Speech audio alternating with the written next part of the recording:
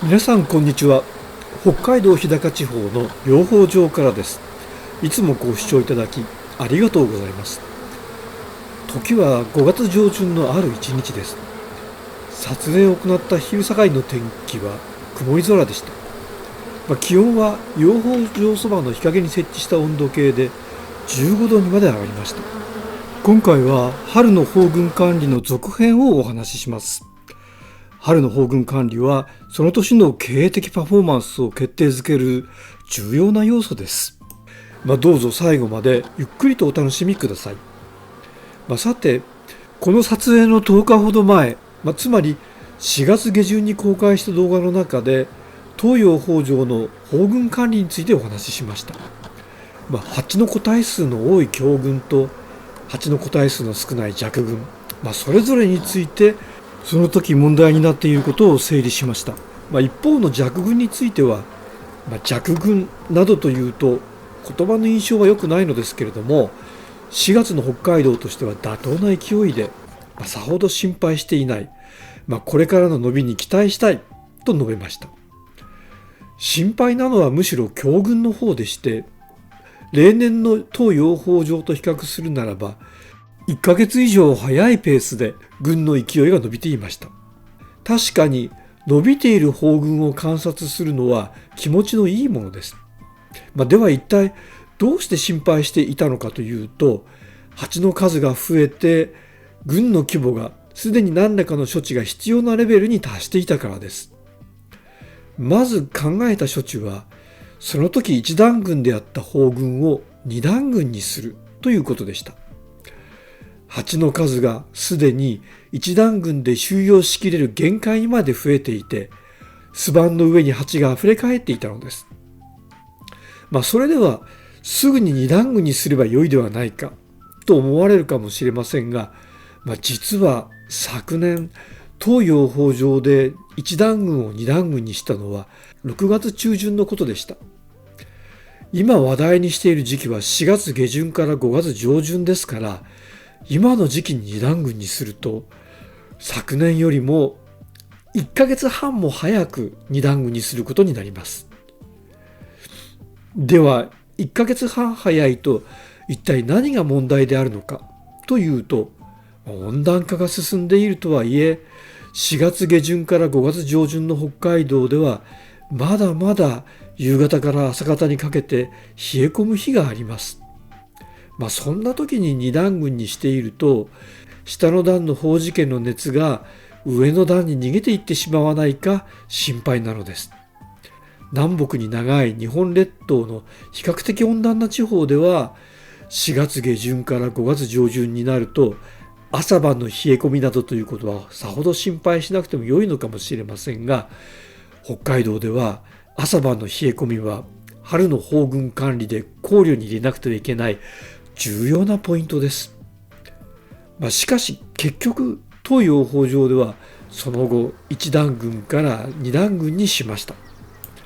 一段群から二段群にしたのは今回の撮影を行った日から数えて4日前のことでした。ですから今回の撮影の時の内見では二段群にした結果、一体何が起こっているかを見ることになります。しかしそれを見る前に、ここで強群に対するもう一つの処置について簡単に触れておくことにしましょう。それは検討したけれども実際には行わなかった処置です。それは巣板を割り出して人工分蜂を行うということです。卵、あるいは日齢の若い蜂児がついた巣板を何枚か巣箱から抜いて、抜いた巣板を元の巣箱とは別の巣箱に入れて遠くに隔離するというものです。隔離する巣箱の巣板には育児を担当する働き蜂が一緒についている必要があります。しかし女王蜂は不在です。遠くに隔離するのは働き蜂が元の巣箱に戻らないようにするためです。こうして隔離しておくと働き蜂たちが卵や着冷幼虫から新しい女王蜂を作ってくれるはずです。しかしこうした割り出しも先ほどの二段群にするのと同様に時期尚早です。昨年、当養蜂場で新女王蜂を作り始めたのは二段群にしたのと同じ時期である6月中旬のことでした。今回は結局割り出しはやらなかったので、割り出しの話はここまでにしておきます。そこで二段群にした結果を見てみることにしましょう。先ほど申し上げたように、今見ているのは二段群にして4日目の状況です。状況は順調に進んでいるようです。先ほど言った下の巣箱の熱が上の巣箱に逃げていくということを回避するために、上と下の状態を今から述べるようにほぼ同じにしています。下の巣箱の熱が上の巣箱に逃げていくということは、下の巣箱に巣板がびっしりと詰まっている一方で、上の巣箱がスカスカだと起こりうることでしょう。しかし、上の巣箱も下の巣箱も同様に巣板で満たされていれば、上でも下でも発熱が行われているので、下から上へと熱が逃げていくということは避けられるはずです。今回の処置では、上の巣箱にも下の巣箱にも共に6枚ずつ巣板を入れました。10日前の一段群であった時には巣板の数は9枚でしたから、その時から上下合計で3枚巣板が増えています。急速に蜂の数が増えているわけでして、このような蜂群の急成長が上段を充実させることを可能にしています。上段に移した巣板にももちろん幼虫やさなぎ、つまり胞子がついています。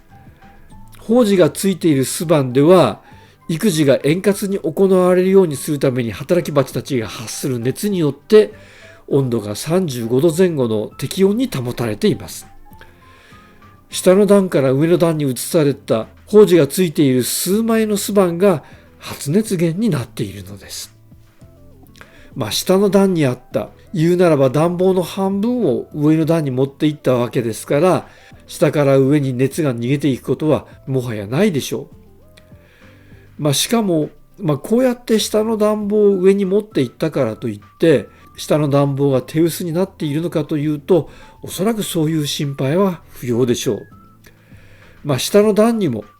胞子がついている巣板が6枚あるので大丈夫でしょう。確かに1段群の時の9枚から2段群にした時点で下の段の巣板の数は6枚に減ってはいますが、6枚もあれば十分だと思います。上段、下段ともに6枚ずつの巣板が確保できているのは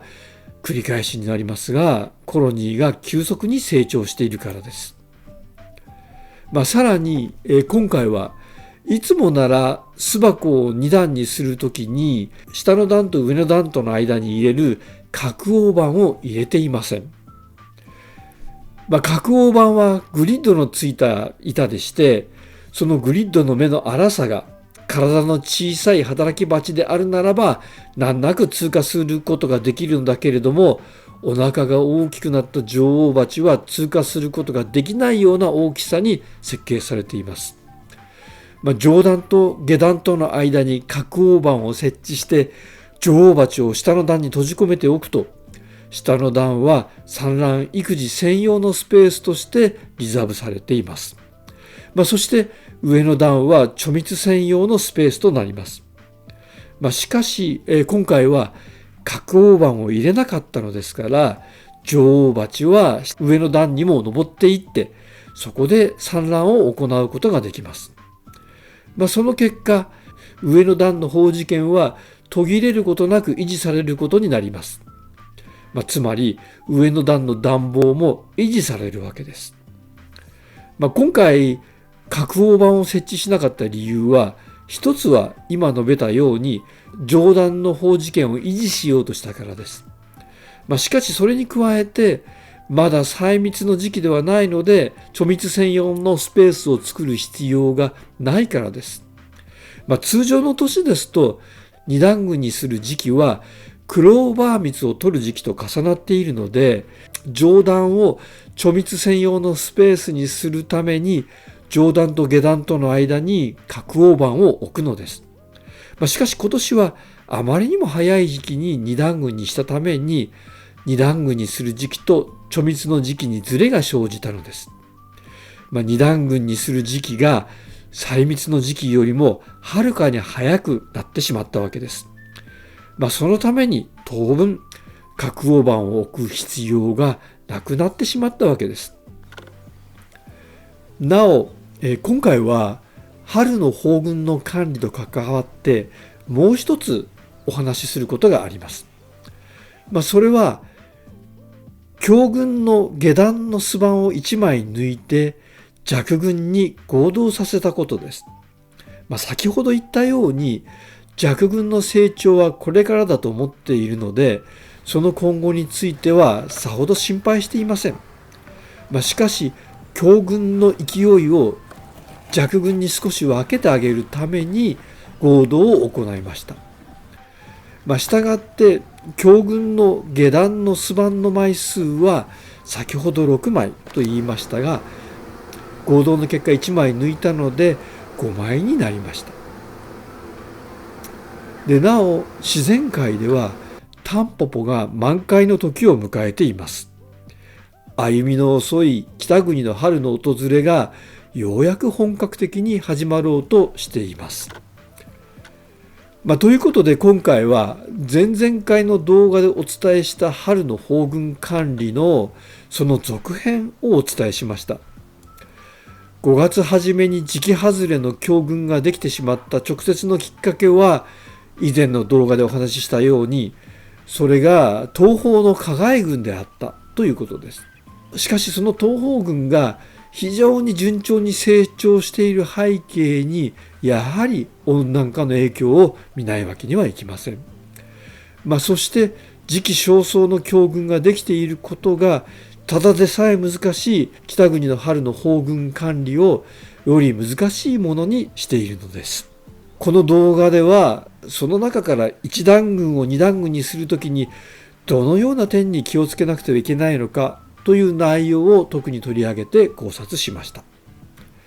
今回はこの辺で失礼させていただきます。いかがでしたでしょうか。